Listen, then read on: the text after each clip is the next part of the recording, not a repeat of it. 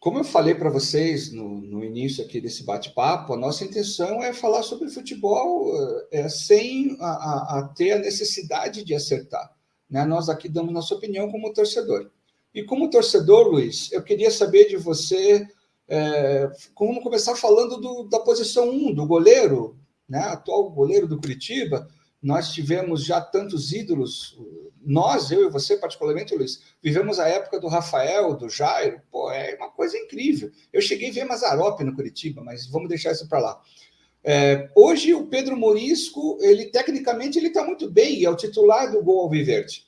O seu reserva imediato é outro jovem goleiro contratado esse ano, o Benassi, que pode despontar na carreira no Curitiba, mas numa posição em que a oscilação do time, o que é normal num campeonato de 38 rodadas, deve acontecer, provavelmente vai acontecer. Eu queria saber de você, Luiz, sobre a condição psicológica. Como é que você enxerga esses dois jovens do goleiro, se eles estão preparados para isso? Veja bem, em 2021, na Série B, o Curitiba tinha o Wilson Muralha, que tinha suas falhas, logicamente, mas eram dois goleiros experientes, né, que não se abatiam com as falhas.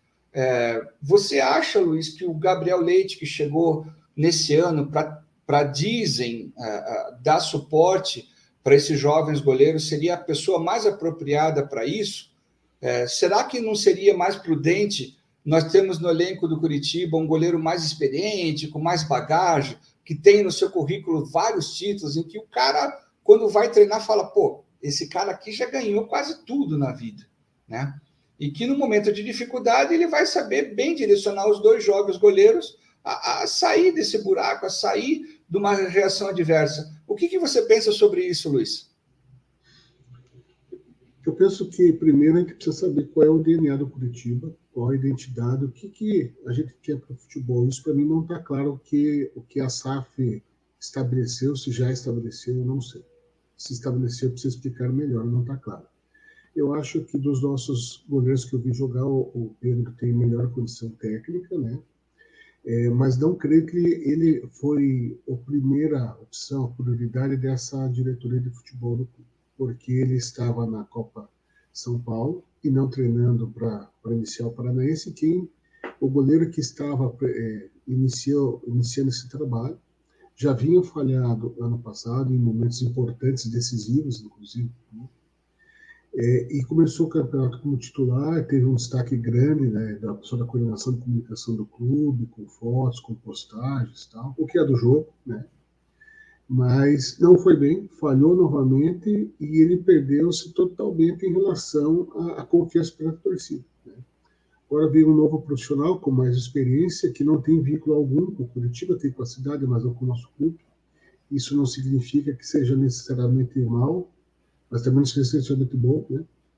E agora nós não sabemos como é que é essa transição, né? Ele veio para orientar esses atletas, mas ele está concentrando junto, está conversando com esses atletas durante a concentração, né?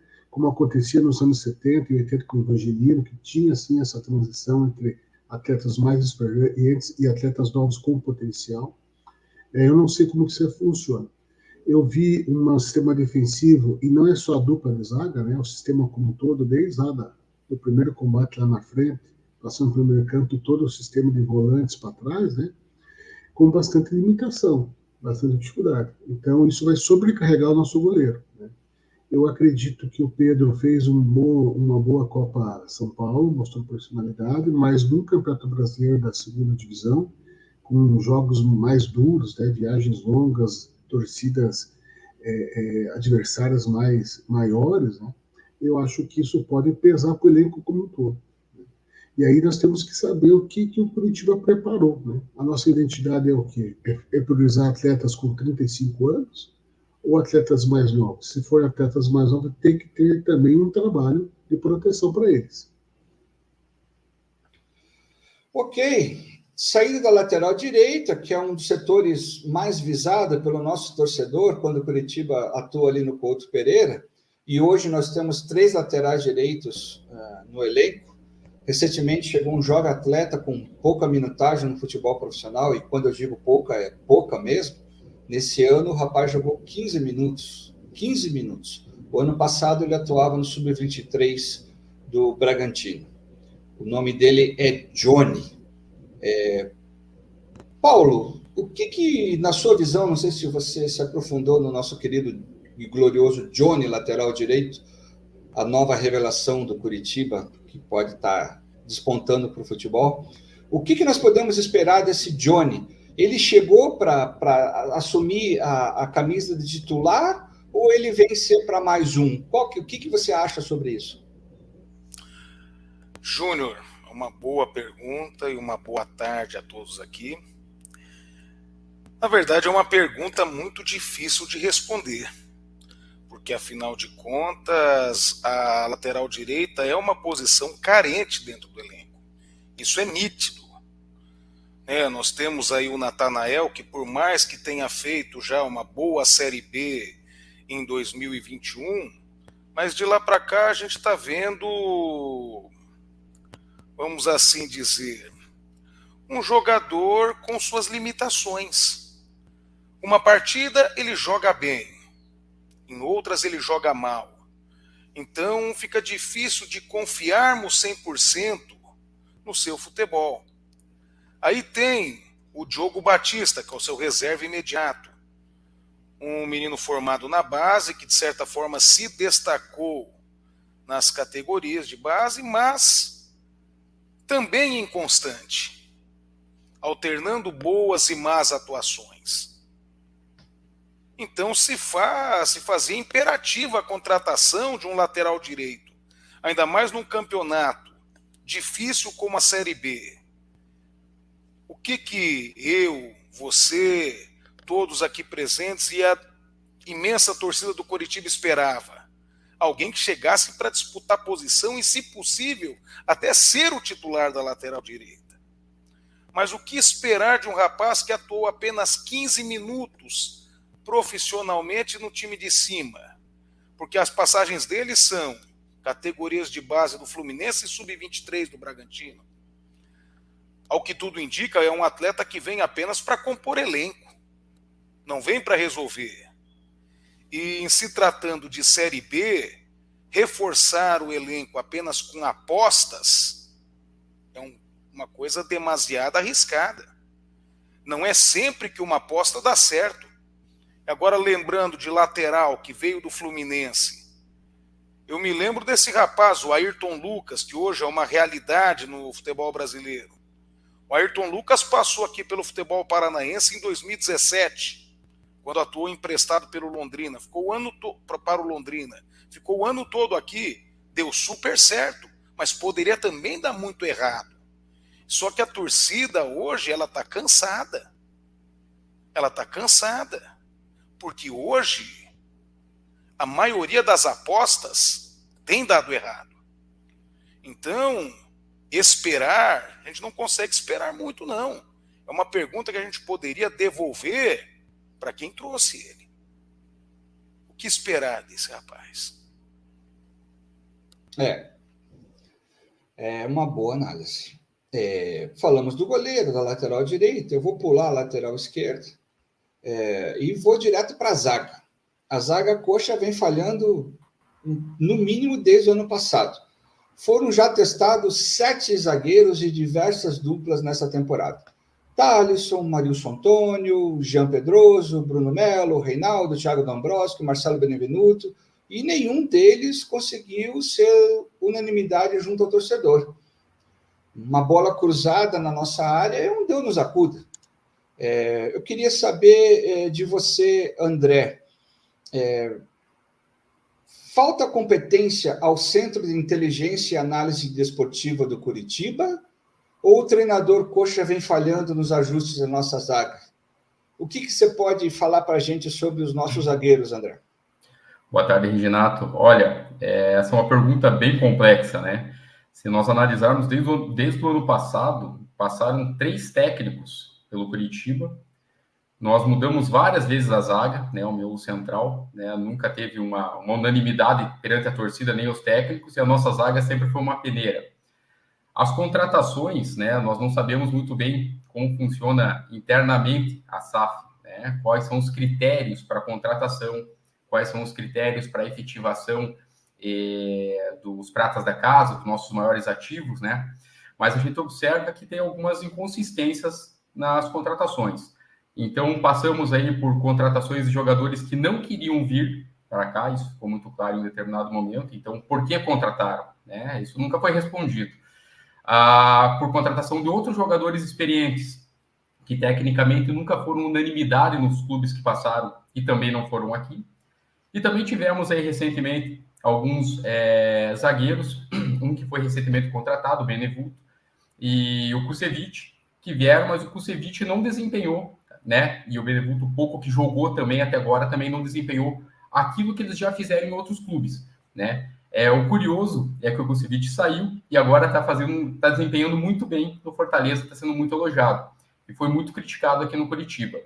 Então você tem que pensar, né? O que aconteceu? Será que internamente é algo que não funciona muito bem no Curitiba, que os jogadores não conseguem desempenhar? Eu não estou nem comentando dos pratas da casa, dos novos, né? Estou falando já de experientes, jogadores experientes. Eles não conseguem jogar, desempenhar de uma forma aceitável dentro do Curitiba. Agora vem um zagueiro recente, não conseguiu jogar muitas vezes, foi várias vezes já substituído, tem um histórico de lesão também recente. Isso tem que também ser colocado na ponta do lápis, ainda mais considerando que uma Série B, que é um campeonato muito físico, né? Nós temos aí também pratas da casa que tem seu valor, são ativos muito fortes, né? Temos o Thalisson, temos o Jean Pedroso, né, que falharam na Série A em algumas vezes, né? São novos, foram muito criticados.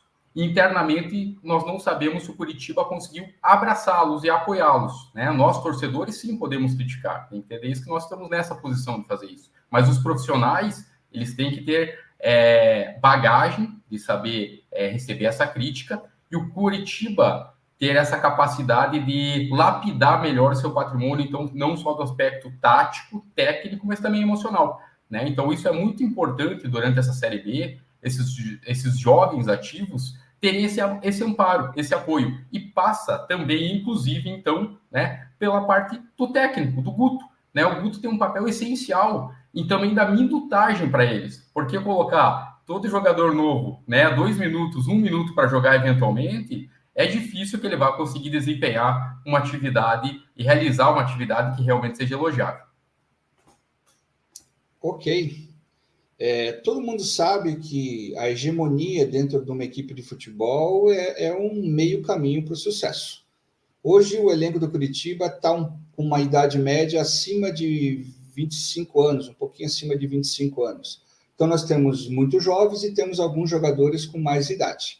Dentre eles, o Leandro Damião, que foi contratado essa temporada para ser o nosso homem-gol, o centroavante. Então, assim, mas eu queria falar um pouquinho com você, Daniel, sobre a fase recente do Leandro Damião. Entre 2022 e 2023, o Damião ficou 191 dias afastado do futebol por causa de lesões. Ruptura dos ligamentos do tornozelo, ele fez um tratamento, ficou afastado por 77 dias e depois esse tratamento não obteve resultado satisfatório, ele teve que operar o tornozelo e ficou mais 89 dias no DM. Em junho do ano passado, uma entorse da tibiotrástica o afastou dos gramados por quase um mês. Com 34 anos, será que o Leandro Damião aguenta uma sequência grande de jogos, como vai ser essa da Série B? Na sua ausência, quem faria a função de centroavante do Curitiba? Será, Daniel, que os jovens Brandão e Herbert estão prontos para assumir uma vaga no ataque coxa? Eu queria que você discorresse sobre esse tema para nós. Olá, pessoal. Bom, importantíssimas essas questões aí levantadas. Eu também concordo contigo, são questões que a gente tem que pensar. O Damião, ele é uma marca, né, dentro do futebol já, se você pegar lá, quando ele ascendeu, né, de uma forma bem interessante lá no Internacional, era um jogador que se destacou muito, mas se a gente pegar o histórico dele recente, ele tem um histórico de lesão, né, e lesões complicadas aí, embora ele tenha feito também temporadas, se não me engano, 1 ou 2 temporadas que foram muito boas lá no futebol japonês, mas recentemente ele tem um histórico de lesões extremamente complicadas. É um atacante já de uma idade avançada. E a gente está indo para um campeonato que é um campeonato longo, né? Um campeonato aí de 38 rodadas, e você vai ter momentos de oscilação, você vai ter momentos de altos e baixos. E a grande questão é, será que o Damião ele vai ser essa referência, né, que vai conseguir nos levar, né, a principal referência do ataque, né, com tranquilidade, porque a Model considera como uma missão, né, a missão do Curitiba ser protagonista. Isso me preocupa, porque tem vários elementos aí que me parecem uma situação arriscada. Se a gente considerar que o Robson também, ele vem tá numa lesão, ele não vai estrear agora por conta dessa lesão, e também já tem uma idade avançada, a gente tem duas outras opções que são opções, os suplentes dele, né, o Ebert e o Brandão, nos restam essas duas opções. Então, assim, me parece uma situação muito arriscada para o setor de ataque, para a gente pensar aí como um campeonato que o Curitiba tem que ser protagonista, tem que figurar entre os quatro colocados, né, os 4 primeiros, para conseguir o acesso. Eu acho que isso nos leva a outra questão ainda, né? A outras questões. Uma delas realmente se a SAF, o modelo da SAF, ela está satisfeita, né? Para ela é isso aí mesmo, ela está confiante que o setor de ataque ele tá bem preparado, é isso aí mesmo, que a gente vai conseguir essa classificação para a Série A com o ataque, que me parece muito arriscado, né? Acho que ou se a gente começa a considerar aquela questão da questão do investimento no Curitiba, que de repente existe essa percepção, esse diagnóstico lá dentro de que é uma situação arriscada, né? O setor de ataque ele não está assim, não dá para confiar 100%, ou não dá para confiar em que medida dá para confiar. E aí a gente começa já a falar em cobrança e em fiscalização, né? Então a gente teria que começar a abordar outras situações. Então, ou a SAF realmente considera que o setor de ataque ela tem essa percepção, que parece muito arriscado, ou a gente deve considerar uma outra situação aí, e isso vale para os outros setores, né, do time, se realmente, né, a questão dos investimentos. Aí a gente tem que falar da ausência das eleições, da fiscalização do deliberativo. Então, são questões aí que superam diretamente a questão do campo, né? Ela começa a se interligar com outras situações aí que o clube vem passando já há algum tempo. É isso aí. Vamos abordar esse tema aí também mais para frente. Luiz, você que é um cara bem atuante nas redes sociais, muita gente da torcida coxa gosta de você, entende que você tem posicionamentos firmes e corretos, apesar de não ter lhe dado voz nas últimas, pelo menos, 3 eleições. Eu queria falar com você um pouco, Luiz, sobre o Guto Ferreira. O Guto Ferreira iniciou a carreira de treinador de uma equipe profissional em 2002 no Internacional. E desde então, ele não começa uma temporada como treinador de uma equipe e termina o ano como treinador dessa mesma equipe que ele começou. Se tornou uma característica do Guto Ferreira não ter sequência em seus trabalhos durante a temporada. Será que no Curitiba isso vai mudar, Luiz? Será que nós vamos terminar o ano com Guto Ferreira? Qual é a sua avaliação disso? Júlio, antes de mais nada, também tem bastante gente que não gosta da gente, né? E a gente percebe isso por vezes, né? Com manifestações aí um pouco educadas. Eu não acredito que ele termine o ano, mas antes de tratar sobre isso, a gente volta à razão de ser desse bate-papo, né, em relação à gestão esportiva, que é o seguinte: afinal de contas, o que a SAF do Curitiba entende que seja o DNA do clube, a filosofia, a identidade que ela quer para o time? Nós não sabemos. Uma hora é jogadores mais experientes, dos 3 que foram divulgados, um deles está no clube, está contundido atualmente, né? Outra hora são jovens talentosos, outra hora são jogadores fortes e altos fisicamente. E essa multifacetada variação de panoramas ocorre também com os treinadores, né? Os treinadores teve aí o Guto, Subiu, foi demitido, voltou, porque foi o melhor avaliado entre 5, enfim, né, não sabemos quais parâmetros. A história dele, né, o histórico dele diz que a tendência é não terminar o ano aqui, né? E nesse meio tempo nós tivemos vários jogadores contratados que passaram pelas mãos dele, que trabalharam com ele, né? Então é mais um problema. No meu modo de ver, não está claro qual é o dinheiro. E isso começa por aí, para começar a arrumar um projeto esportivo consistente, que chegue a ser vitorioso com o passar do tempo. E eu entendo que o Nordeste podia, mas nós não temos nada.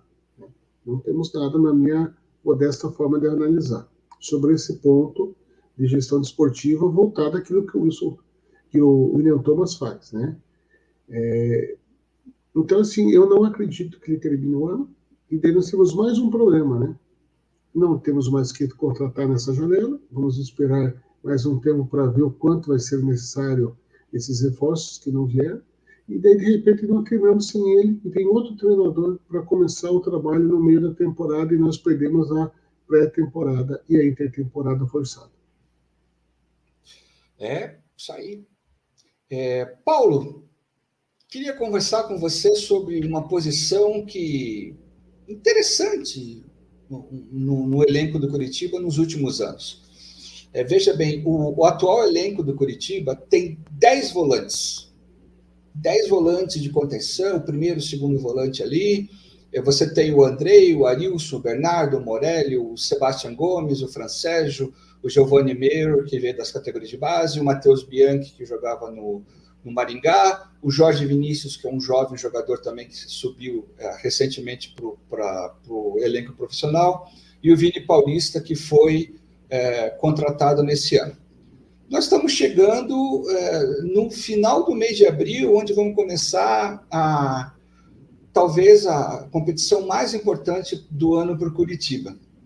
Paulo, queria que você pudesse mostrar a todos nós o seu conhecimento no elenco coxa e dissesse para a gente quem são os volantes titulares do Curitiba. Depois de meses de testes que o Guto Ferreira fez, como é que a gente aponta os 2 volantes que vão jogar na Série B? Os titulares, que logicamente a gente tem que levar em conta a suspensão por cartões, lesões, mas tem a posição de titular, todo elenco tem os titulares, né? Na sua visão, quem seriam os volantes titulares do Curitiba hoje em dia? Poxa vida, Júnior, você só está fazendo perguntas difíceis, hein? Pois é. 10 volantes no elenco. Um elenco que tem pouco mais de 30 atletas. Isto é, quase 1/3 do elenco é formado por volantes. Isso é um problema. A questão da formação do elenco. Será que esse elenco foi formado à imagem e semelhança do treinador? Porque hoje, isto não é uma crítica que fazemos apenas aos técnicos aqui no Brasil, mas em alguns cantos do mundo, nós estamos vendo isso também. Há equipes no futebol europeu que, na hora de compor o seu meio de campo, compõem apenas com volantes. E da forma como o elenco foi formado para essa temporada, tudo indica que vamos jogar sempre com 3 volantes. É uma equipe voltada para jogar num 4-3-2-1, um 4-3-3, um 4-3-1-2, dependendo da característica do jogo que o treinador quer, mas sempre com 3 volantes, porque são as únicas opções possíveis. Hoje o futebol está carecendo daquele meia, aquilo que a gente chamava do 8, do 10 antigamente, ou como o italiano chamava de trequartista, que é aquele cara que pega, quer a bola, dá a bola para mim que eu ajudo a resolver. Hoje você não tem isso. E é uma coisa que está sendo muito inerente à formação dos atletas. Porque hoje, quando passa um menino pela base, o que se importa muito no momento? Ser alto, ser forte e saber recompor. E essas características de ser alto, ser forte e saber recompor, casa certinho com a posição de volante. Então hoje tem se usado muito os volantes, como se o volante tivesse obrigação de criar. E isso está muito nítido na formação do elenco do Coritiba. Um número de 10 volantes é exageradíssima. Talvez com metade ou 6 volantes no máximo, já estaríamos em boas condições para disputar esse campeonato. Mas 10, convenhamos, é um número exagerado. Então, pensando numa formação com 3 volantes, acho que volante, o primeiro volante, aquele que atua mais centralizado à frente da zaga, hoje é o Arilson. Mas eu creio que o Morelli, ele não veio para ser reserva. Ainda com base no bom trabalho que o Morelli fez no Goiás, tanto que ele até despertou o interesse do Grêmio esse ano. Ele era a segunda opção de volante, lá a primeira era o Duqueiroz, e o Duqueiroz foi contratado. O Morelli era a segunda opção de reforço do Grêmio esse ano. Voltou para o Maringá e hoje está conosco. Eu creio que ele seja o titular. Mas e as outras 2 posições? Todos eles foram testados e nenhum deles com aprovação plena. Eu acho que pelo que foi já mostrado, um volante que cairia mais pela direita, talvez hoje seria o Matheus Bianchi, que tem essa característica, porque na base ele era meia-direita. E para jogar mais do lado esquerdo, o Friso não pode ser esse jogador. Sebastião Gomes, talvez. Giovanni Meurer. Então, assim, é uma pergunta muito difícil de responder. Que talvez até o treinador esteja fazendo também. Tem o Vini Paulista também, que alterna boas e más atuações, embora seja um atacante de origem. Então, é uma pergunta difícil de responder, meu amigo. É o que dá para perceber que a gente volta num tema recorrente na resposta de todos vocês, que é o DNA coxa, né? Aquela situação de estruturar como o time vai atuar na temporada. É um modelo de jogo que deveria ser escolhido num planejamento traçado hierarquicamente, assim, que vem de cima para baixo, em que a diretoria monta o seu modelo de jogo e distribui entre todas as categorias do Coritiba, do profissional à base, e que todos o pessoal da comissão técnica deveria adotar também, né? O time, nosso time do Coritiba fez 16 jogos em 2024. São 8 vitórias, 4 empates e 4 derrotas. Daniel, você que é um cara estudioso do futebol, já é possível identificar o nosso DNA nessa temporada? Né? Qual é a maneira que o Guto Ferreira posta o seu time em campo? Queria que você falasse um pouco sobre o DNA, a importância do DNA num clube de futebol e como que você enxerga hoje o DNA do Coritiba. Qual seria esse DNA do Coritiba? É uma pergunta importantíssima. Esse é um tema, inclusive, que o nosso amigo Bettenhauser tem falado muito, e é essencial, é fundamental, é o ponto de partida para você começar a pensar o clube em qualquer aspecto, né? Eu vejo assim, eu vou começar a tentar falar um pouco dessa questão, abordando aí um tema que foi recorrente nas análises dos canais de torcida aí, dos influencers, né? E o pessoal está se perguntando, isso entre os influencers, né? Essa pergunta é recorrente, por que é que um jogador vem jogar no Coritiba e não rende? E depois sai daqui e vai para outro clube e rende, né? Ou o jogador está aqui muito tempo, não rende, de repente sai e aparece. Então, essa é uma questão que, ao meu ver, e o Luiz pode nos esclarecer até mais, está muito ligada a essa falta de um modelo, né? Uma identidade de clube consolidada. Eu vejo no Coritiba, embora a gente tenha aí várias entrevistas do Amodeu falando em modelo de jogo, em DNA, falando em jogadores fortes fisicamente, jogadores intensos, mas me parece ainda algo superficial, e assim em campo me parece ainda algo muito difuso. Por exemplo, essa contratação mesmo do Johnny, o Johnny não é um cara forte fisicamente, né? O Johnny... Então, se você pega... os elementos não casam, mesmo o discurso da diretoria não casa com o que eles falam.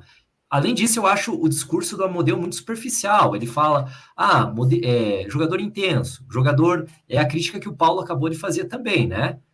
A gente está falando, então, só de volante. Eu acho que você precisa aprofundar mais para você ter uma ideia do que é o DNA do clube. Você precisa fazer uma pesquisa histórica do clube. Você precisa ver a cultura histórica desse clube. Qual é o histórico de formação de jogadores? O que a torcida se identifica? Porque a identificação, isso passa pelo que a torcida quer também, né? Você tem aí exemplos inúmeros no mundo e no Brasil mesmo, um perfil de jogador, um perfil de futebol que é próprio do clube. O Brasil tem um modelo, futebol arte, a Itália tem um modelo lá, que é um modelo mais fechado, o inglês tem um modelo. Então, essas coisas são históricas, você não consegue implantar isso com ideias superficiais. Você pode pegar o rival vai fazer uma pesquisa, vai voltar, vai remeter o estilo de jogo deles, que é um estilo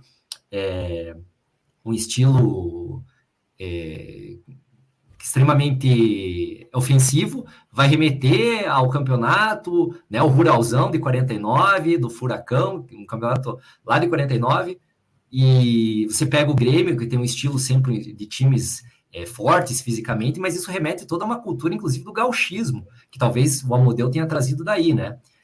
Mas, enfim, você pega o Barcelona, que joga só, que prioriza, embora na Espanha o futebol seja extremamente físico, o Barcelona ele prioriza no seu modelo de jogo um estilo mais artístico, que eles chamam, um estilo mais de futebol arte, né? Porque tem toda uma relação com a história política da região, da Catalunha.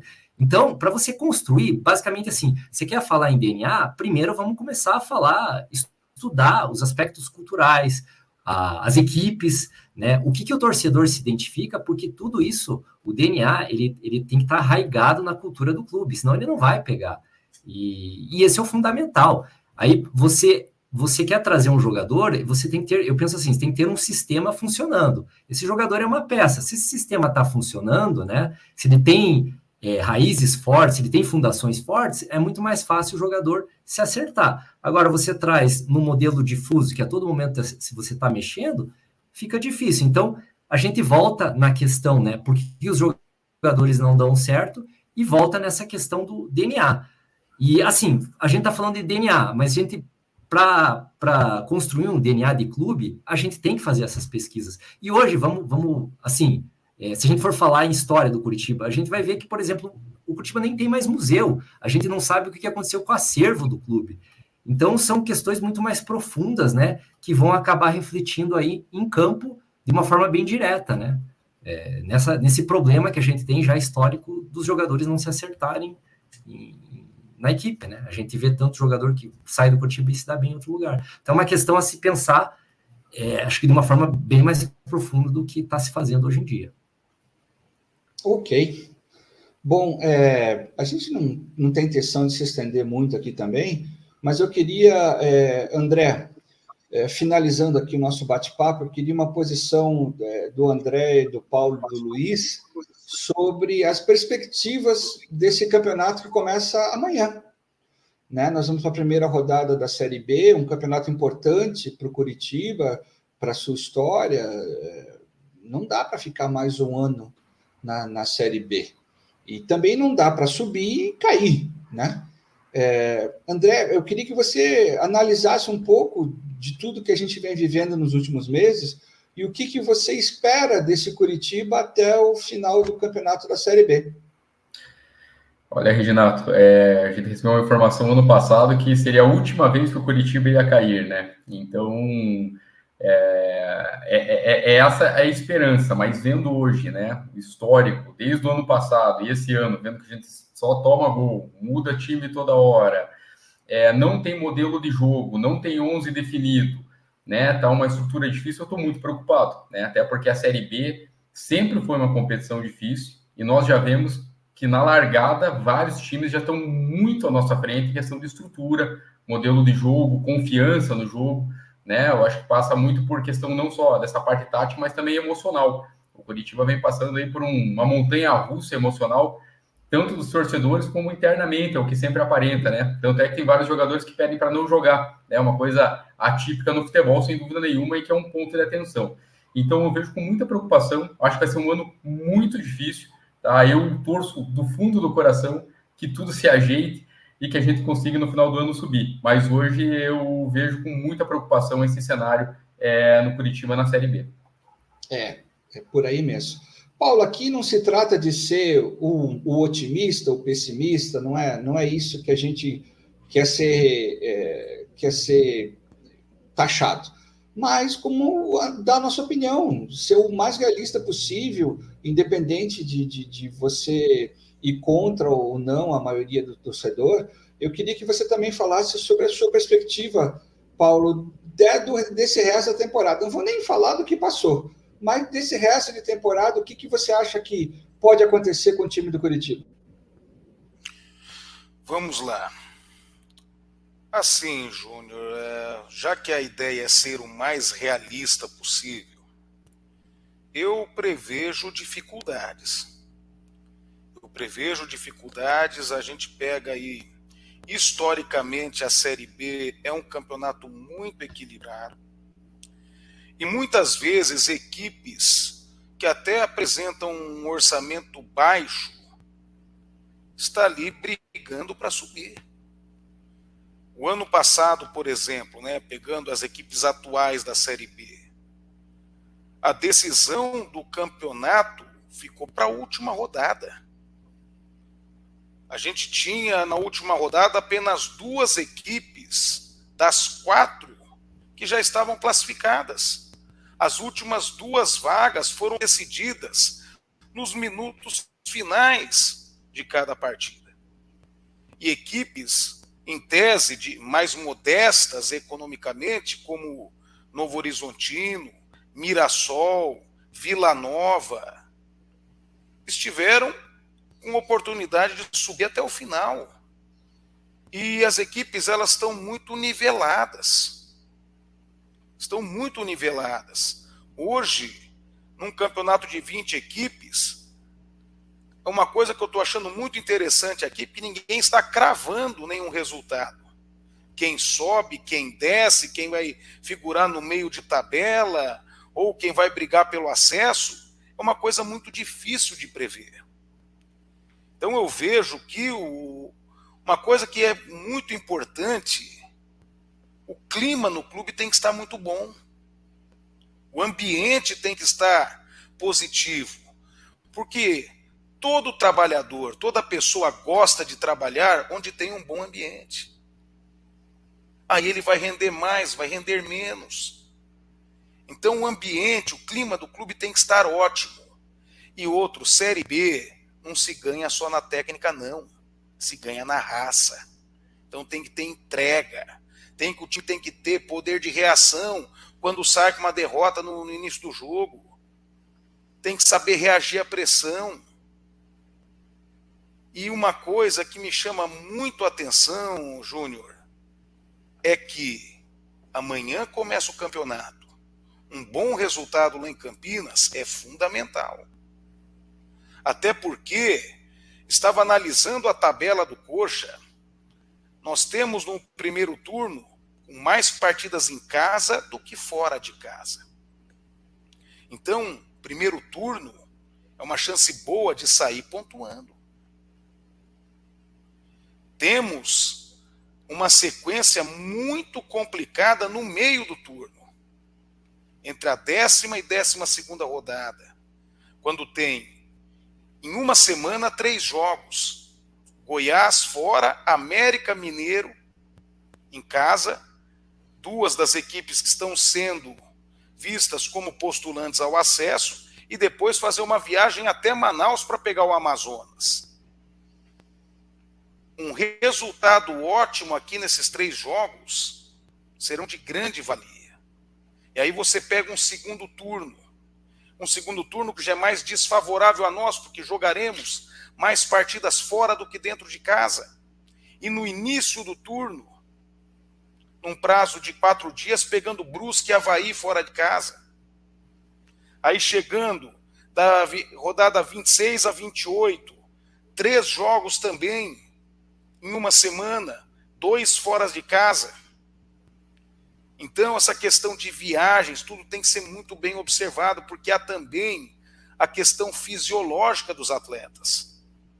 Por isso que não convém muito você pautar um elenco em cima de veteranos. Por quê? Chega segundo turno, é pedreira. Sempre tem desgaste, viagens. Pode ser que algum jogador esteja com uma contusão aí. E aí, como que vai ser o comportamento do clube na janela a partir do meio do ano? Então, isso tudo nos preocupa. E vamos pensar que o adversário a ser batido nesse certame é o Santos. O Santos, pegaremos ele na antepenúltima rodada do turno e na antepenúltima do retorno. E se estivermos precisando pontuar para subir, a gente vai ter o Santos na antepenúltima rodada, mesmo que o jogo seja em casa. Então, o que é necessário nesse momento? O clima lá dentro estar bom, o ambiente bom que possibilite para o atleta render, poder suportar a pressão e poder conseguir esse objetivo que é o objetivo de todos, que é o que eu quero, que você quer, que o Luiz, o Daniel, o André, todos querem aí, que é o acesso à Série A. É isso aí. Bom, a gente já falou sobre vários assuntos e nós vamos analisar juntos a continuidade desse bate-papo na sequência até o final do ano. O que eu posso prometer é que no final do campeonato nós vamos voltar para fazer uma análise dessas nossas análises, né? O que a gente acertou e o que a gente errou sobre tudo que a gente conversou agora. E para finalizar, Luiz, eu queria ouvir as suas considerações sobre o que você espera do Curitiba nesses próximos meses, até o final do campeonato. Né? Você que é um cara que é bem atuante nas redes sociais, muita gente te conhece, muita gente te ouve, alguns concordam, alguns não. E para finalizar nosso bate-papo hoje, eu queria finalizar com você, essa sua análise, né?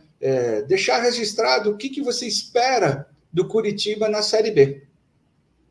Júnior, Curitiba é futebol clube, está no nome, né, desde 1909, e essa é a razão de ser.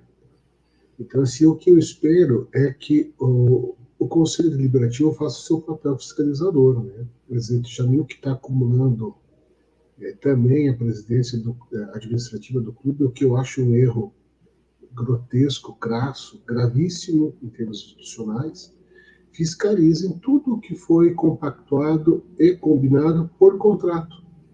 Nós, torcedores, não sabemos o que foi combinado nessa venda da SAF, né? Mas ele que participou diretamente, junto com a mesa, junto com o antigo G6 do clube, que saiu antes do tempo, saiu no dia 16 de dezembro, eles foram eleitos até o dia 31 de dezembro, que eles entenderam que a eleição devia ocorrer até o dia 15 de dezembro do ano passado, não ocorreu, eles foram embora. Mas eu entendo que essas pessoas, que são as nossas lideranças, precisam estar muito atentas sobre a gestão desportiva. E não tem como estar nisso sem cobrar aquilo que cabe objetivamente à SAF em relação à gestão desportiva. Eu estou assim, bastante preocupado, né, com a condição do elenco, né? Não é só a condição técnica, tática, é também física, fisiológica, principalmente emocional, principalmente motivacional. Né? Eles estão realmente imbuídos em ter uma mentalidade vencedora, se estão, não demonstraram isso quando nós precisamos, seja na Copa do Brasil, desse ano, que repetiu os sucessos de outros anos, né, infelizmente, seja na decisão em casa contra o Maringá, na semifinal do Campeonato Paranaense. E a história diz que o Curitiba tem bastante presença nas finais, com muitos títulos e com os vice-campeonatos. Nós nem isso chegamos. Né? E ninguém aqui está pedindo título de Libertadores para passar. Né? Nós estamos pedindo um time minimamente competitivo.